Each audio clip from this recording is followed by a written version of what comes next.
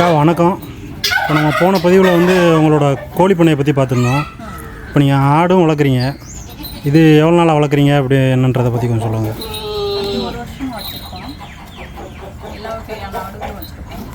என்னென்ன ஆடு வச்சுருக்கீங்க? ம்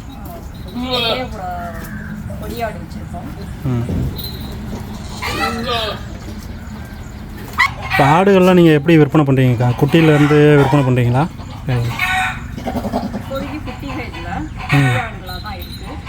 பெரிய ஆடு தான் இருக்குது. மொத்தம் எத்தனை ஆடு வச்சுருக்கீங்க? எல்லாமே பெரிய ஆடு தான். எல்லா ஆடும் கலந்துருக்கு. கன்னி, கொடியாடு, சேலம் கருப்பாடு எல்லாமே இருக்குது. ம் ம்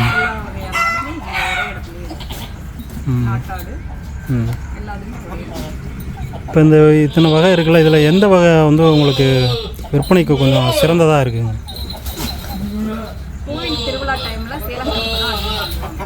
கருப்பாக இருக்கிறதுனால அது அதிகமாக வாங்குவாங்க. ம் ம் இப்போ இதில் இந்த வகையில் வந்து கறி அதிகமாக பிடிக்கக்கூடிய ஆடு எது? இப்போ குறைஞ்ச கொடியாடில் வந்து இப்போ நீங்கள் எத்தனை மாதம் குட்டியாக வாங்குறீங்க, எத்தனை மாதத்தில் விற்கிறீங்கக்கா? நாங்கள் வந்து சின்ன குட்டியாகவே வாங்கிட்டோம். இதுமாரி வந்து நாங்கள் உருவாக்குறதுல இருந்து தான் கொடுத்துட்ருக்கோம். இப்போ நீங்கள் ஆரம்பிக்கும் போது குட்டியாக வாங்கிட்டு வந்துட்டீங்க. குட்டியாக வாங்கிட்டு வந்துட்டு நாங்கள் உருவாக்கி நாங்கள் வீட்டில் இருந்து உருவாக்கி கொடுக்குறோம். நீங்களே குட்டி போட்டதுக்கப்புறம் நீங்களே விற்பாங்க. இப்போ நீங்கள் வாங்கிட்டு வந்ததுலேருந்து எத்தனை மாதத்துக்கு அப்புறம் நீங்கள் விற்க ஆரம்பிக்கிறீங்க? நாங்கள் வாங்கிட்டு வந்தது 4 மாதத்துக்கு குட்டியெல்லாம் வாங்கிட்டோம். இப்போ வந்து அதுக்கப்புறமே 1 வருஷத்துல இருந்து கொடுக்க ஆரம்பிச்சோம். 1 வருஷத்துல இருந்து.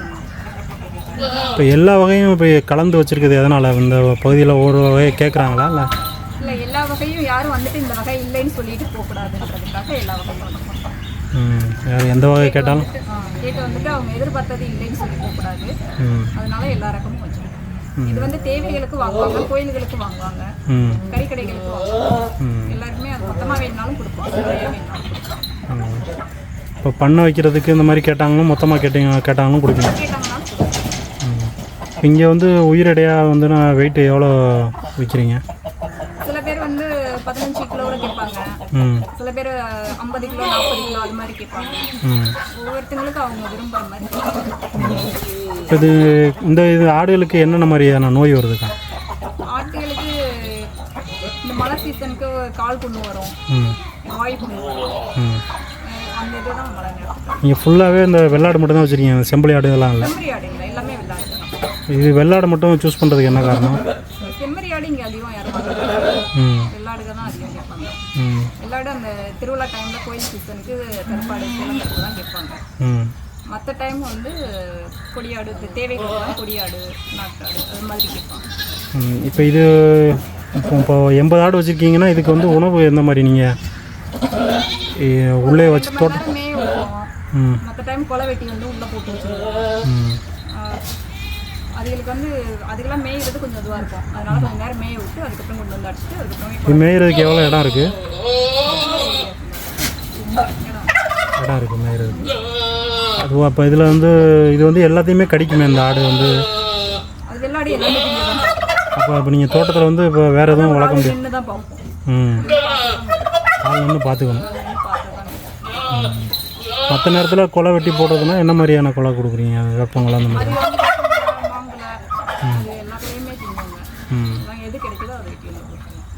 இதுக்குன்னு தனியாக எதுவும் வளர்க்குறீங்களா? இப்போ நோய்களுக்கு என்னென்ன மாதிரி மருந்து கொடுக்குறீங்க?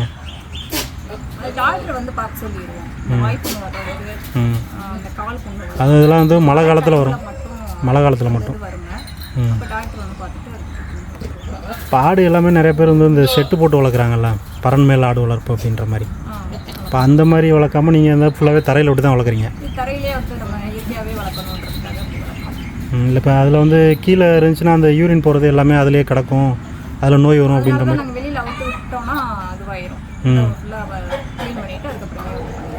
இப்போ இது வந்து எல்லாமே இந்த இதுக்குள்ளே தான் எல்லாமே கட்டி போட்டு வச்சுருக்கீங்க? மழை வந்தால் மட்டும் இது உள்ளே கொண்டு வருதா? அதெல்லாம் போயிடும். மற்ற டைமில் எங்களுக்கு ஃப்ரீயாக தெரியும். 80 ஆடு வச்சு பார்க்கணுன்னா இதுக்கு நீங்கள் ஒரே ஆள் தான் பார்க்குறீங்களா? கோழி ஆடு ரெண்டையுமே நீங்கள் தான் பார்க்குறீங்க? எல்லாமே நான் வரையும். இதுக்கு குலை வெட்டி வைக்கிறது எல்லாமே நீங்கள் தான் பார்க்கணும். ஒரே ஆளே பார்த்துடலாம் இது எல்லாத்தையும். ஒரு 400 கோழி வச்சுருக்கீங்க, ஒரு 80 ஆடு வச்சுருக்கீங்க, இது எல்லாத்தையுமே நீங்கள் ஒரு ஆளே பார்த்துடலாம்.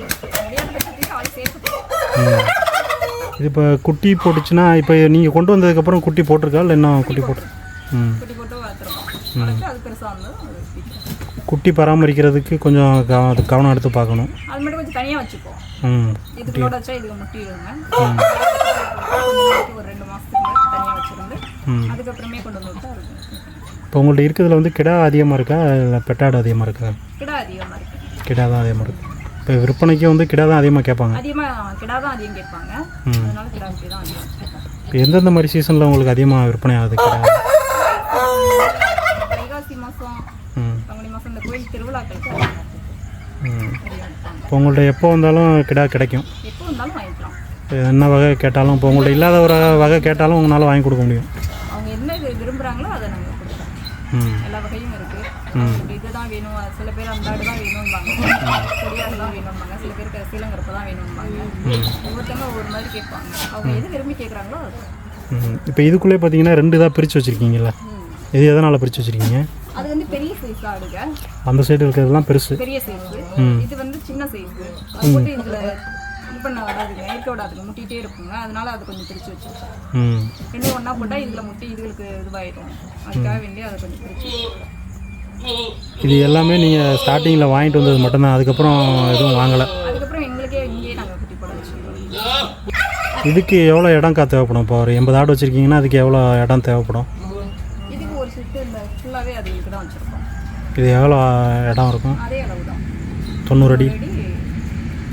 நீளம் 90 அடி, 20 அடி. இது வந்து கோழிக்கு போட்ட செட்டு மாதிரி தானே இருக்குது? ஃபஸ்ட்டு கோழிக்கு தான் போட்டிருந்தோம். போட்டு அதுக்கப்புறமே ஆடு வாங்கினதுக்கப்புறம் கோழிக்கு ஒரு செட்டாக வச்சுட்டு பகல்லலாம் வெளியில், நைட்டு மட்டும் உள்ள? ஆமாம், நைட்டு மட்டும் உள்ள. மழை வந்தால் மட்டும் உள்ள? மழை வந்தால் உள்ள போகும். பகல் நைட்லேயுமே சில நேரம் உள்ளே போகாதுங்க, மழை பெய்யலாம். மழை பெய்யலைன்னா வெளியிலே இருந்தோம். இப்போ பண்ணை புதுசாக இப்போ ஆட்டு பண்ணை வைக்கணும்னு நினைக்கிறாங்கன்னா அவங்களுக்கு என்ன சொல்ல விரும்புகிறீங்க? இப்போ பரண்மேல் வளர்க்குறது நல்லதா இல்லை கீழே வச்சு வளர்க்குறது நல்லதா? இல்லை, சில பேருக்கு வந்து இடம் அதிகமாக இருக்கும். சில பேர் வந்து இப்போ ஆட்டு பண்ணையுமே பார்த்தீங்கன்னா நிறைய இடத்துல வந்து ஆரம்பிக்கிறாங்க, பெருசாக ஆரம்பிக்கிறாங்க. திருப்பி ஒரு வருஷம் கழித்து பார்த்தோம்னா அந்த ஆட்டு பண்ணையே இல்லாமல் போயிடுது. பெருசாக முக்கிய காரணமே வந்து ஆட்டு பண்ணை. அந்த ஆட்டுக்கு உடம்பு சரியில்லை, இது மேயாமல் நிற்குதுன்னா அதை கவனமாக பார்த்தா மட்டும்தான் தெரியும். அந்த ஆடு வந்து எல்லாரும் என்ன பண்ணுவாங்கன்னா ஓட்டியாந்து விட்டுட்டு போயிடுவாங்க. மேய்க்க போகிறாங்கன்னா மேய்ச்சி கொண்டாந்து விட்டுருவாங்க. அது வந்து கவனமாக பார்த்தா தான் தெரியும். அது வந்து மேய்தா அசைப்போடுது, அந்த மாதிரி அசைப்போடுதான்றதை கவனமாக பார்க்கணும். இப்படி போடலை அப்படின்னா அது உடம்பு சரியில்லை. அசை போடாமல் இருந்தால் அது அசை போடாமல் நிற்கும், மேயாமே இருக்கும். சில ஆடு மேயிற மாதிரி போய் பக்கத்தில் செடிக்கு பக்கத்துலேயே நிற்கும், மேயாது. அது கவனமாக பார்த்தா மட்டும்தான் தெரியும். அது மாதிரி அது ஆட்டை கவனமாக பார்த்தா தான் அதுக்கு நோய் இருக்குது இல்லை அப்படின்றத கண்டுபிடிக்க முடியும். 2 நாள் வரைக்கும் தெரியாது. 2 நாள் 3 நாள் வரைக்கும் என்ன ஆகும்னா அது மேய்தா இல்லையான்றதே தெரியாது, நார்மலாகவே இருக்கும். அதனால தன்னேரம் ரொம்ப முடியாமல் வரையில தான் அது வந்து சோர்ந்து படுக்கையில் தான் சில பேர் தூங்கிப்பாங்க. அது வந்து கவனமாக பார்த்தாங்கன்னா ஃபஸ்ட் நாளே கண்டுபிடிச்சிட்டா உடனே பார்த்துடலாம். இப்போ உங்கள்கிட்ட ஆடுகள் இந்த மாதிரி நோய் வாய்ப்பட்டு இறந்துருக்க வாய்ப்பு இருக்கா? இல்லை, நாங்கள் அதுக்குள்ளே இருக்கிறதுனால நாங்கள் அது ஃபஸ்ட் டைம் ஏதாவது ஒன்றுனாலே பார்த்துருவோம், கண்டுபிடிச்சிருவோம். தண்ணி குடிக்காம நின்னாலோ அது அப்படியே ஒரு மாதிரி சோகமாக நின்றுச்சுனாலே. இதுக்கு நாட்டு மருந்து மாதிரி எந்த எதுவும் கொடுக்குறீங்களா அதுக்கு? இல்லை, இதுக்கு நாட்டு மருந்தெல்லாம் ஒன்றும் இல்லை. இந்த வாய் புண்ணு வரும், இந்த கால் புண்ணு வரும், இந்த மாதிரி வரையில டாக்டர் வர சொல்லிட்டு பார்க்க சொல்லிடுவோம். அது மட்டும்தான், வேறு எதுவும்? சில நேரம் அதிகமாக தீவனம் தின்றுச்சுன்னா செமிக்காமையும் அந்த டைமில் வந்து இந்த ஓமத்திரம் வந்து ஏதாவது ஊற்றி விட்டுருவோம். அது நார்மலாக அதெல்லாம் நீங்களே போட்டுறீங்க? அதை நாங்களே பார்த்துப்போம். அது என்ன பண்ணோம், என்ன இதில் நிற்குதுன்றது தெரியும். அந்த மாதிரி செஞ்சுருக்கோம். இப்போ இந்த ஆட்டு பண்ணை மூலமாக உங்களுக்கு மாத வருமானம்னா எவ்வளோ கிடைக்கும்? ஒரு 80 ஆடு வச்சுருக்கீங்க அப்படின்னா? 80 ஆடு வச்சுருக்கோம். அந்த கோயிலுக்கு வந்து எக்ஸ்ட்ரா வருமானம் வரும். அதான் எவ்வளோ தோராயமாக ஒரு எவ்வளோ கிடைக்கும்னு கேட்குறேன். உங்கள் செலவு எல்லாம் போக செலவு, அந்த இதுக்கான மருத்துவ செலவு, தீவன செலவு, வேறு பராமரிப்பு செலவு, இந்த எல்லா செலவும் போக அதிகம் தீவன செலவு வராது. உள்ளே வச்சுட்டு தீவனம் போட்டுட்டு அதான் எவ்வளோ கிடைக்குன்னு கேட்குறேன். இப்போ ஒரு பண்ணை வைக்கணும்னு நினைக்கிறாங்கன்னா ஒரு இவ்வளோ வருமானம் கிடைக்குதுன்னு தெரிஞ்சால் தானே அதை வைக்கலாமா வேண்டாமான்னு முடிவு பண்ணுவோம். அது நம்ம சொல்கிறோன்னா அவங்க வந்து கரெக்டாக பார்த்து செய்யும். சில பேர் வந்து எனக்கு என்னென்னு போட்டுட்டு வருமானம் மட்டும் வரல நம்ம சொன்னதை வச்சு அதே எதிர்பார்ப்பாங்க. இப்போ நீங்கள் முறையாக பார்க்குறீங்க, இப்போ உங்களுக்கு எவ்வளோ கிடைக்கும்னு தான் கேட்குறேன். நம்ம பார்க்குறோன்னா நம்ம பார்க்குறதுக்கு தானே கிடைக்கிது. அமௌண்ட் எவ்வளோன்னு சொல்ல மாட்டீங்க. அமௌண்ட் வந்து எப்படி சொல்கிறது, ஒரு லாபகரமாக எதனா தொழில் தானே இது. லாபகம் தான், பராமரிக்கிறத பொறுத்து லாபம். நம்ம இன்னும் கவனமாக பார்த்து அந்த எதுவுமே பிரச்சனை வராமல் பார்த்துக்கினாங்கன்னா லாபம். வேறு இதில் வந்து நம்ம ரொம்ப கஷ்டப்படுற மாதிரியான பிரச்சனைகள்லாம் ஒன்றும் இல்லை. நோய் வராமல் நம்ம கரெக்டாக பார்த்துக்கணும். ஃபஸ்ட்லேயே பார்த்துட்டா அது கஷ்டம் இல்லை. அது கொஞ்சம் கவனிக்காமே விட்டு அது 10 நாள் இதுவாகிடுச்சுன்னா அது ரொம்ப கஷ்டம். இப்போ நீங்கள் வச்சுருக்க மாதிரி இந்த ஒரு 80 ஆடு இந்த மாதிரி செட்டு இந்த மாதிரி ஒரு இடம் வேணும்னா எவ்வளோ முதலீடு தேவைப்படுங்க? செட்டு நாங்கள் முன்னாடியே போட்டதுனால அது கரெக்டாக என்னால் சொல்ல முடியல. இப்போ இதுக்குன்னு பராமரிக்கையில் அது ஒரு 3.5 லட்ச ரூபாயா? ஆடு ஒரு குட்டியாக வாங்கும்போது நீங்கள் எவ்வளோனா விலைக்கு வாங்கினீங்க அப்போ வாங்கும்போது? அப்போ வாங்கும்போது ஒரு குட்டி 4000, 5000, 6000. இது 4 மாதம் குட்டியை பொறுத்து 7000. ஒவ்வொரு வகையான ஆடும் ஒவ்வொரு ரேட்டு கொடுக்கும். வாங்கும்போது எடை போட்டு தானே வாங்குவீங்க குட்டியாக வாங்கும்போது? அது நம்ம வாங்குற இடத்த பொறுத்து. சில பேர் எடை போட்டு தான் கொடுப்பாங்க, கிலோ 600 ரூபா எடை போட்டு கொடுப்பாங்க. சில பேர் வந்து குட்டியை பார்த்துட்டு அந்த ஒரு தோராயமாக கொடுப்பாங்க. இப்போ உங்கள்கிட்ட வந்து இப்போ பண்ண வைக்கணும்னு வந்து வாங்க வர்றாங்க அப்படின்னா அவங்களுக்கு நீங்கள் எப்படி குட்டியாக வாங்கிட்டு போங்கன்னு சொல்லுவீங்களா இல்லை பெரிய ஆடாக வாங்கிட்டு போகிற மாதிரி சொல்லுவீங்களா? நான் வந்து சொல்கிறதுனா அவங்க பராமரிக்க தெரிஞ்சவங்களா இருந்தால் குட்டியாக வாங்கிட்டு போய் பார்க்கலாம். சில பேர் என்ன பண்ணுவாங்க, வாங்கிட்டு போயிட்டு நாங்கள் வாங்கிட்டு போனோம் ரொம்ப குட்டியாக வாங்கிடக்கூடாது. ரொம்ப குட்டியாக வாங்கிட்டு போனால் பார்க்க தெரிஞ்சவங்களா இருந்தால் காப்பாற்றுவாங்க. அதை கரெக்டாக பார்க்கணும். குட்டியை வாங்கிட்டு போய் விட்டுட்டு எனக்கு என்னென்னு கண்டுக்கவே மாட்டாங்க சில பேர். அதுக்கு கரெக்டாக தீவனம் கொடுக்கணும், அது கரெக்டாக மேய்க்கணும், அதுக்கு தண்ணி வைக்கணும். இப்போ வாங்கிட்டு போனவங்க என்ன பண்ணாங்கன்னா அதை கண்டுக்கவே இல்லை, விட்டுட்டாங்க. அதுக்கப்புறமே அது உடம்பு சரியில்லாமல் ஆனதுக்கப்புறமே எங்கள்கிட்ட வந்து சொன்னாங்க உடம்பு சரியில்லாமல் ஆயிடுச்சு. அப்போ என்னன்னு கேட்டால் நாங்கள் எதுவுமே வைக்கல. அப்போ அது அவங்களோட தப்பு தானே. கரெக்டாக பராமரிக்கணும், பராமரிச்சாங்கன்னா பார்க்கலாம். சரிக்கா, ரொம்ப நன்றி. நான் இந்த ஆடு விற்பனைக்கு உங்களோட நம்பர் கொடுத்துட்றேன் கீழே. அவங்க வந்து எத்தனை மணிக்கு உங்களை தொடர்பு கொள்ளலாம்? காலையிலேருந்து சாயந்தரம் வரைக்கும்னா எவ்வளோ நேரத்தில்? காலையில் 7 to 5 மணி வரைக்கும் வரலாம். அந்த நம்பர் வரைக்கும் வந்து நேரம் வந்து பார்த்து அவங்கள்ட்ட வாங்கிக்கணும். நேரில் வந்து பார்த்துட்டு அவங்களுக்கு பிடிச்ச ஆடை வாங்கிக்கணும். நீங்கள் டெலிவரி பண்ணுற மாதிரி வசதிலாம் இல்லை? டெலிவரி நாங்கள் அவங்க வந்தாங்கன்னா இந்த ஆடை பார்க்க வருவாங்க, அந்த ஆடு வாங்குவாங்க. அவங்களுக்கு பிடிச்சது எது வேணுமோ வாங்கிக்குவாங்க. சரி சரி, உங்கள் நான் நம்பரை கீழே கொடுத்துட்றேன். கேட்குறவங்களுக்கு நீங்கள் பதில் சொல்லுங்கள். ரொம்ப நன்றிக்கா.